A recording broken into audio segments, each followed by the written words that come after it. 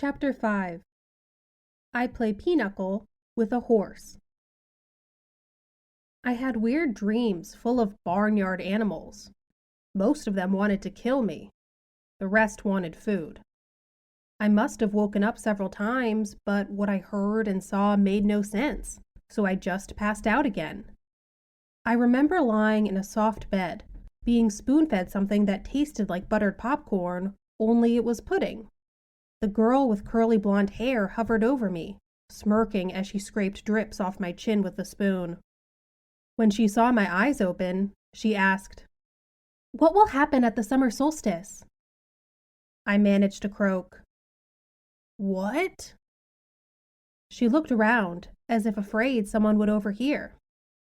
"What's going on? What was stolen? We've only got a few weeks." "I'm sorry," I mumbled. "I don't." Somebody knocked on the door, and the girl quickly filled my mouth with pudding. The next time I woke up, the girl was gone. A husky blonde dude, like a surfer, stood in the corner of the bedroom keeping watch over me. He had blue eyes, at least a dozen of them, on his cheeks, his forehead, the backs of his hands. When I finally came around for good, there was nothing weird about my surroundings, except that they were a lot nicer than I was used to. I was sitting in a deck chair on a huge porch, gazing across a meadow at green hills in the distance. The breeze smelled like strawberries. There was a blanket over my legs, a pillow behind my neck. All that was great, but my mouth felt like a scorpion had been using it for a nest. My tongue was dry and nasty, and every one of my teeth hurt. On the table next to me was a tall drink. It looked like iced apple juice, with a green straw and a paper parasol stuck through a maraschino cherry. My hand was so weak, I almost dropped the glass once I got my fingers around it. "Careful," a familiar voice said. Grover was leaning against the porch railing, looking like he hadn't slept in a week. Under one arm, he cradled a shoebox. He was wearing blue jeans, Converse high tops, and a bright orange t-shirt that said, "Camp Half-Blood." Just plain old Grover, not the goat boy. So maybe I'd had a nightmare. Maybe my mom was okay. We were still on vacation, and we'd stopped here at this big house for some reason. And "You saved my life," Grover said.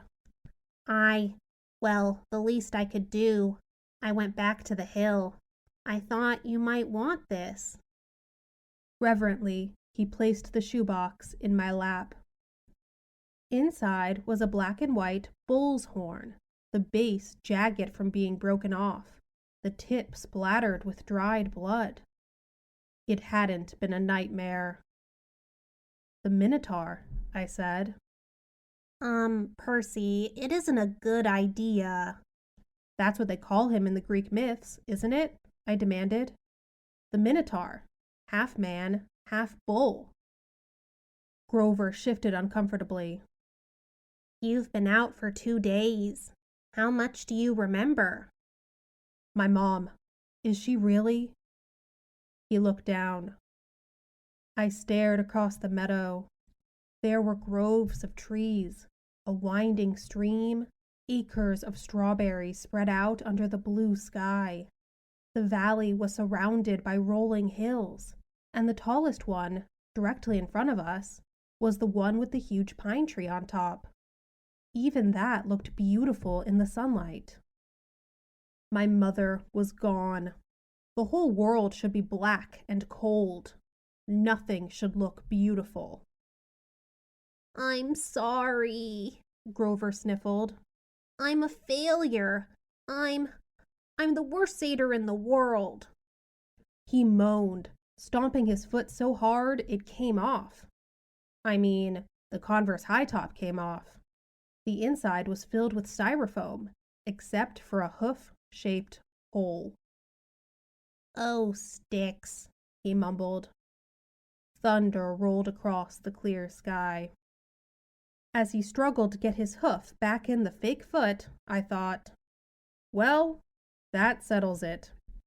Grover was a satyr. I was ready to bet that if I shaved his curly brown hair, I'd find tiny horns on his head. But I was too miserable to care that satyrs existed, or even minotaurs. All that meant was my mom really had been squeezed into nothingness, dissolved into yellow light. I was alone, an orphan.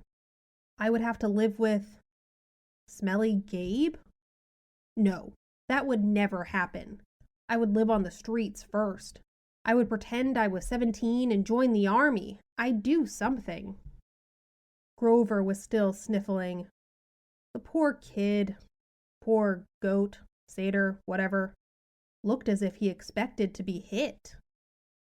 I said, "It wasn't your fault." "Yes, it was. I was supposed to protect you." "Did my mother ask you to protect me?" "No, but that's my job. I'm a keeper. At least, I was." "But why?" I suddenly felt dizzy, my vision swimming. "Don't strain yourself," Grover said. "Here." He helped me hold my glass and put the straw to my lips. I recoiled at the taste because I was expecting apple juice. It wasn't that at all. It was chocolate chip cookies, liquid cookies, and not just any cookies. My mom's homemade blue chocolate chip cookies, buttery and hot, with the chips still melting. Drinking it, my whole body felt warm and good, full of energy. My grief didn't go away, but I felt as if my mom had just brushed her hand across my cheek, given me a cookie the way she used to when I was small, and told me everything was going to be okay. Before I knew it, I drained the glass. I stared into it, sure I'd just had a warm drink, but the ice cubes hadn't even melted. "Was it good?" Grover asked. I nodded. "What did it taste like?" He sounded so wistful, I felt guilty. "Sorry," I said. "I should have let you taste." His eyes got wide. "No, that's not what I meant. I just wondered." "Chocolate chip cookies," I said. "My mom's, homemade." He sighed. "And how do you feel?" Like I could throw Nancy Bobbitt 100 yards. "That's good," he said. "That's good. I don't think you could risk drinking any more of that stuff." "What do you mean?" He took the empty glass from me gingerly, as if it were dynamite, and set it back on the table. "Come on. Kyron and Mr. D are waiting." The porch wrapped all the way around the farmhouse. My legs felt wobbly trying to walk that far. Grover offered to carry the Minotaur horn, but I held on to it. I'd paid for that souvenir the hard way. I wasn't going to let it go. As we came around the opposite end of the house, I caught my breath. We must have been on the north shore of Long Island, because on this side of the house, the valley marched all the way up to the water, which glittered about a mile in the distance. Between here and there, I simply couldn't process everything I was seeing. The landscape was dotted with buildings that looked like ancient Greek architecture. An open-air pavilion, an amphitheater, a circular arena. Except that they all looked brand new, their white marble columns sparkling in the sun. In a nearby sandpit, a dozen high school-age kids and satyrs played volleyball. Canoes glided across a small lake. Kids in bright orange t-shirts like Grover's were chasing each other around a cluster of cabins nestled in the woods. Some shot targets at an archery range. Others rode horses down a wooded trail. And, unless I was hallucinating, some of their horses had wings. Down at the end of the porch, two men sat across from each other at a card table. The blonde-haired girl who'd spoon-fed me popcorn-flavored pudding was leaning on the porch rail next to them. The man facing me was small, but porky. He had a red nose, big, watery eyes, and curly hair so black it was almost purple. He looked like those paintings of baby angels. What do you call them, hubbubs? No, cherubs. That's it. He looked like a cherub who turned middle-aged in a trailer park. He wore a tiger pattern Hawaiian shirt, and he would have fit right in at one of Gabe's poker parties, except I got the feeling this guy could have outgambled even my stepfather. That's Mr. D, Grover murmured to me. He's the camp director. Be polite. The girl, that's Annabeth Chase. She's just a camper, but she's been here longer than just about anybody. And you already know Kyron. He pointed at the guy whose back was to me. First, I realized he was sitting in a wheelchair. Then I recognized the tweed jacket, the thinning brown hair, the scraggly beard. "Mr. Brunner!" I cried. The Latin teacher turned and smiled at me. His eyes had that mischievous glint they sometimes got in class when he pulled a pop quiz and made all the multiple choice answers B. "Ah, good, Percy," he said. "Now we have 4 for Pinochle."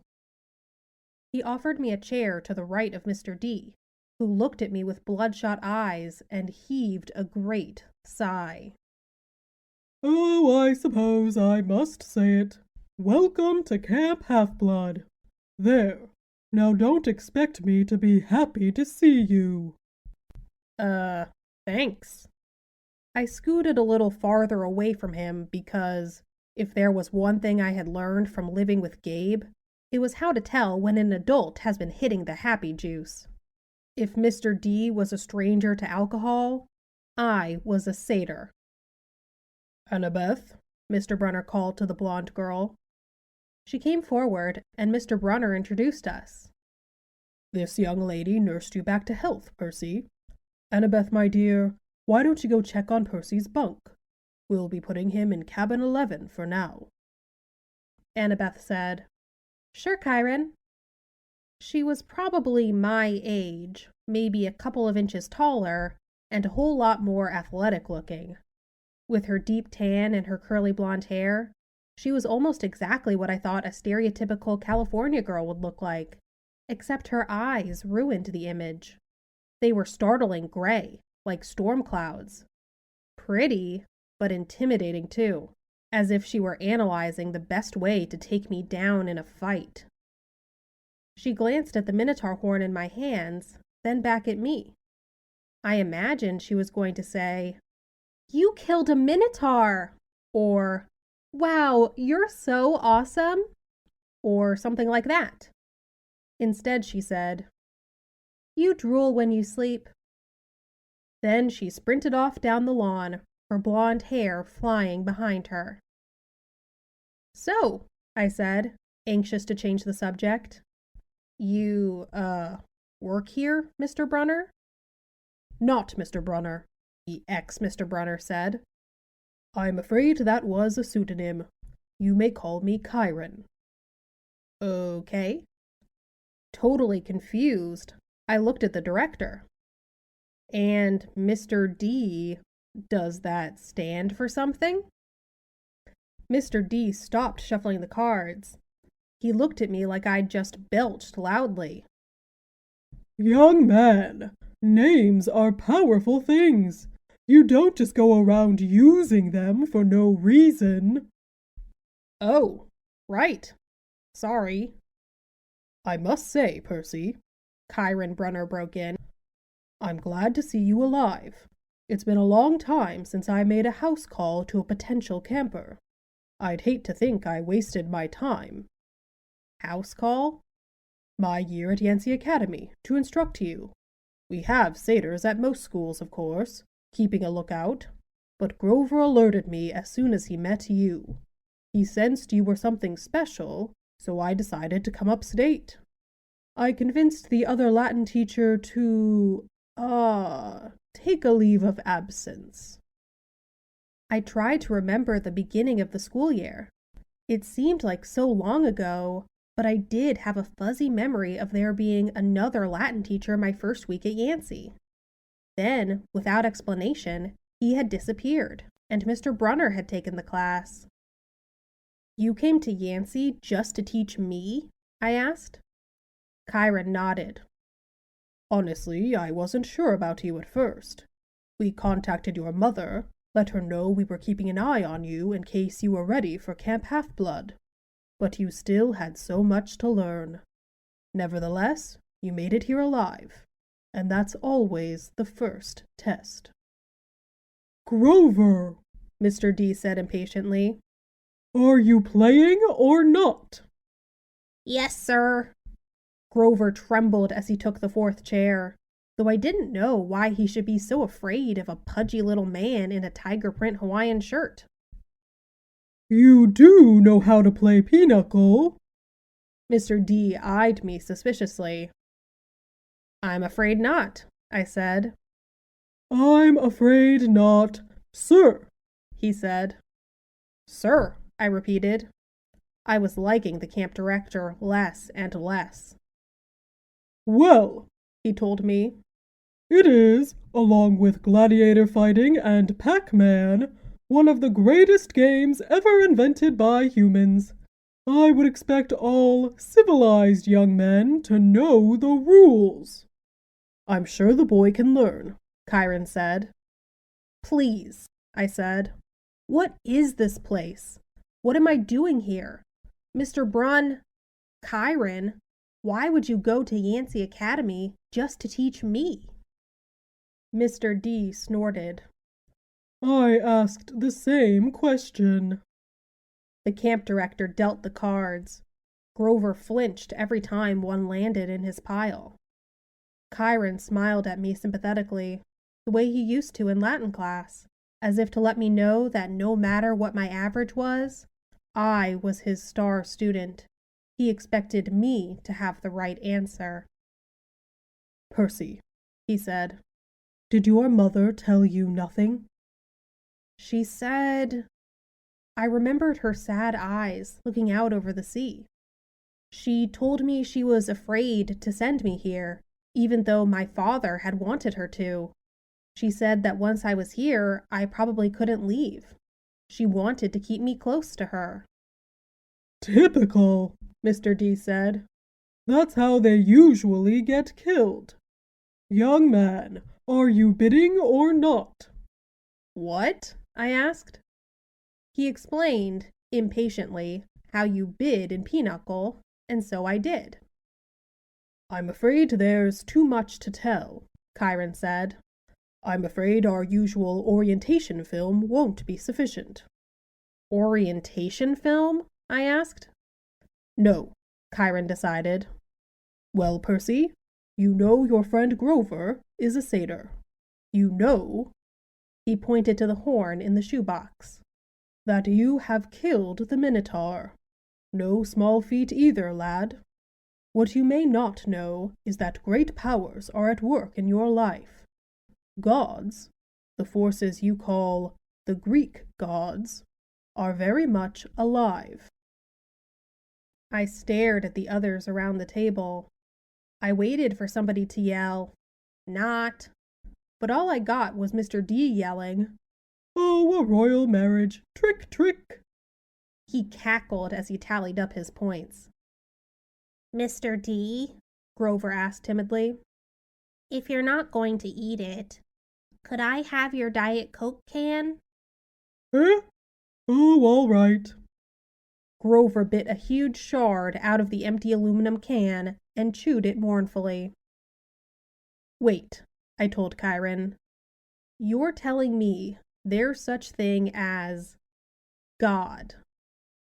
Well now, Chiron said. God, capital G, God. That's a different matter altogether. We shan't deal with the metaphysical. Metaphysical? But you were just talking about... gods, plural. As in, great beings that control the forces of nature and human endeavors. The immortal gods of Olympus. That's a smaller matter. Smaller? Yes, quite. The gods we discussed in Latin class. Zeus, I said. Hera, Apollo. You mean them. And there it was again, distant thunder on a cloudless day. "Young man," said Mr. D, "I would really be less casual about throwing those names around if I were you." But they're stories, I said. They're myths to explain lightning and the seasons and stuff. They're what people believed before there was science. "Science!" Mr. D scoffed. "And tell me, Perseus Jackson." I flinched when he said my real name, which I never told anybody.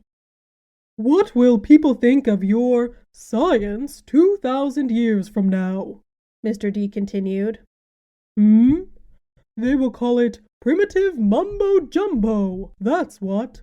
Oh, I love mortals. They have absolutely no sense of perspective.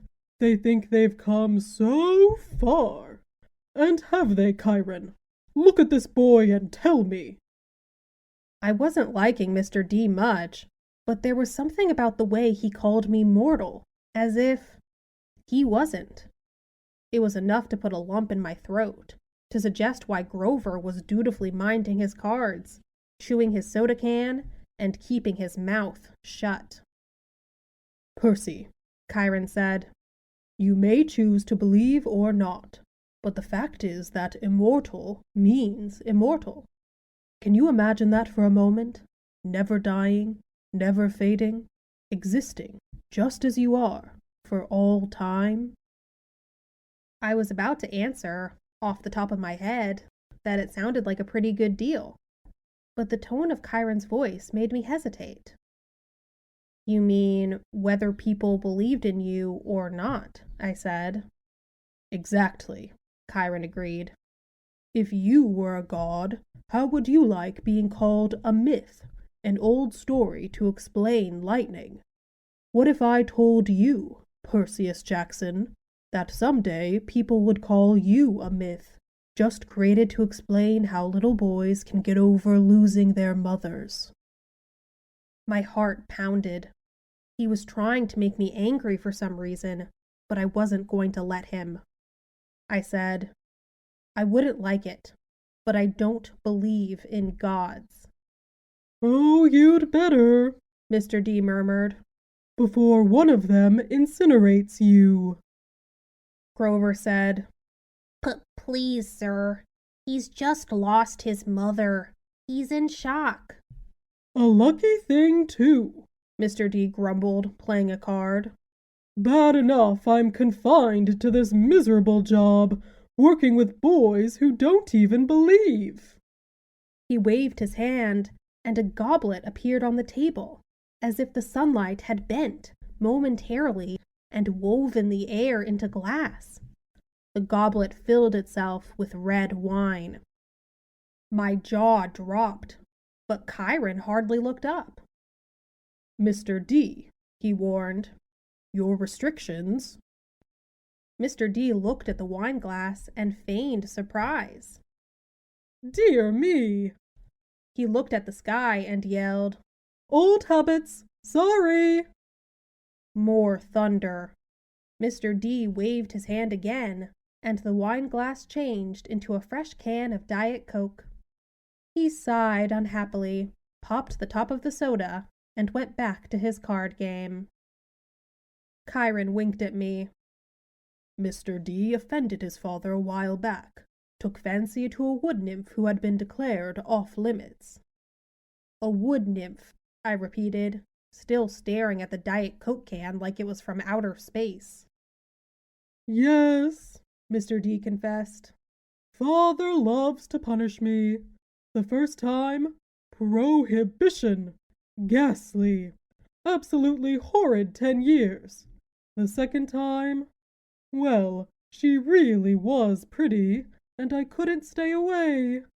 The second time, he sent me here. Half-Blood Hill. Summer camp for brats like you.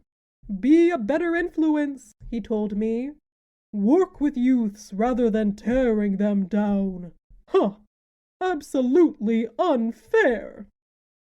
Mr. D sounded about 6 years old, like a pouting little kid.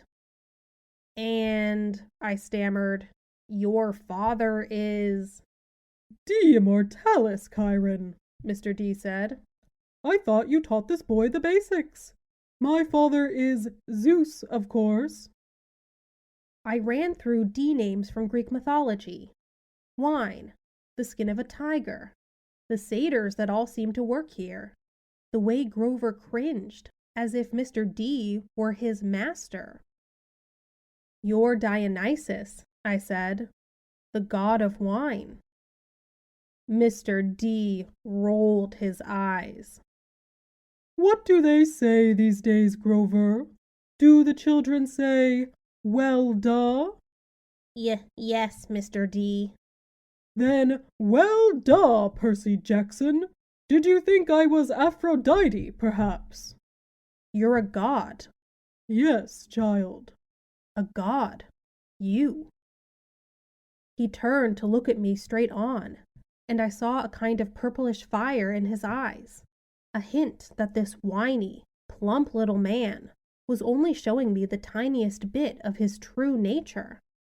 I saw visions of grapevines choking unbelievers to death, drunken warriors insane with battle lust, sailors screaming as their hands turned to flippers, their faces elongating into dolphin snouts.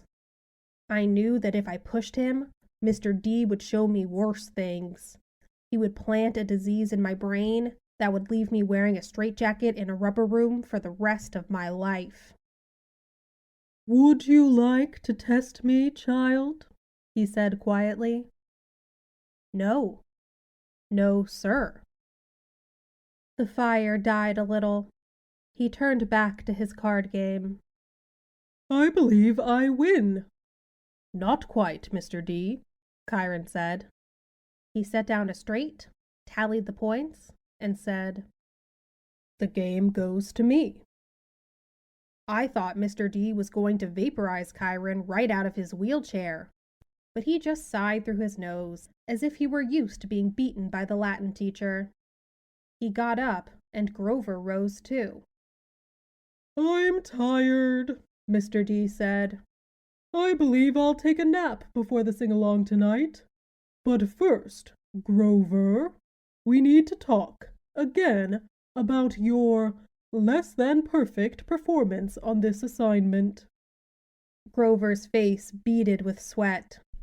Yes, sir. Mr. D turned to me. Cabin 11, Percy Jackson, and mind your manners. He swept into the farmhouse, Grover following miserably. Will Grover be okay? I asked Chiron. Chiron nodded, though he looked a bit troubled. Old Dionysus isn't really mad. He just hates his job. He's been, grounded, I guess you would say, and he can't stand waiting another century before he's allowed to go back to Olympus. Mount Olympus, I said. You're telling me there really is a palace there? Well, now there's Mount Olympus in Greece, and then there's the home of the gods, the convergence point of their powers, which did indeed used to be on Mount Olympus. It's still called Mount Olympus, out of respect to the old ways. But the palace moves, Percy, just as the gods do. You mean the Greek gods are here? Like, in America? Well, certainly. The gods move with the heart of the West. The what? Come now, Percy. What do you call Western civilization?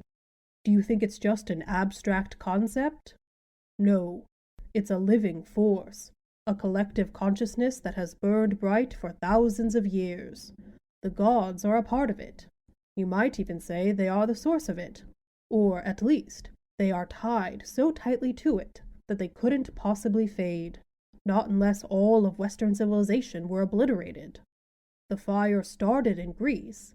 Then, as you well know, or as I hope you know since you passed my course, the heart of the fire moved to Rome, and so did the gods. Oh, different names, perhaps. Jupiter for Zeus, Venus for Aphrodite, and so on. But the same forces, the same gods. And then they died. Died? No. Did the West die? The gods simply moved. To Germany, to France, to Spain for a while. Wherever the flame was brightest, the gods were there. They spent several centuries in England. All you need to do is look at the architecture. People do not forget the gods. Every place they've ruled for the last 3,000 years, you can see them in paintings, in statues, on the most important buildings. And yes, Percy, of course, they are now in your United States. Look at your symbol, the eagle of Zeus. Look at the statue of Prometheus in Rockefeller Center, the Greek facades on your government buildings in Washington. I defy you to find any American city where the Olympians are not prominently displayed in multiple places. Like it or not, and believe me, plenty of people weren't very fond of Rome either. America is now the heart of the flame. It is the great power of the West. And so Olympus is here. And we are here. It was all too much, especially the fact that I seemed to be included in Chiron's we, as if I were part of some club. Who are you, Chiron? Who am I? Chiron smiled. He shifted his weight as if he were going to get up out of the wheelchair, but I knew that was impossible. He was paralyzed from the waist down. Who are you? He mused. Well, that's the question we all want answered, isn't it? But for now, we should get you a bunk in cabin 11. There will be new friends to meet, and plenty of time for lessons tomorrow. Besides, there will be s'mores at the campfire tonight, and I simply adore chocolate. And then he did rise from his wheelchair, but there was something odd about the way he did it. His blanket fell away from his legs, but the legs didn't move. His waist kept getting longer, rising above his belt. At first, I thought he was wearing very long, white velvet underwear. But as he kept rising out of the chair, taller than any man, I realized that the velvet underwear wasn't underwear. It was the front of an animal, muscle and sinew under coarse white fur. And the wheelchair wasn't a chair. It was some kind of container, an enormous box on wheels. And it must have been magic, because there's no way it could have held all of him. A leg came out, long and knobby-kneed, with a huge, polished hoof. Then another front leg, then hindquarters, and then the box was empty. Nothing but a metal shell with a couple of fake human legs attached. I stared at the horse who had just sprung from the wheelchair, a huge white stallion. But where its neck should be was the upper body of my Latin teacher, smoothly grafted to the horse's trunk. What a relief, the centaur said. I've been cooped up in there so long my fetlocks had fallen asleep. Now come, Percy Jackson, let's meet the other campers.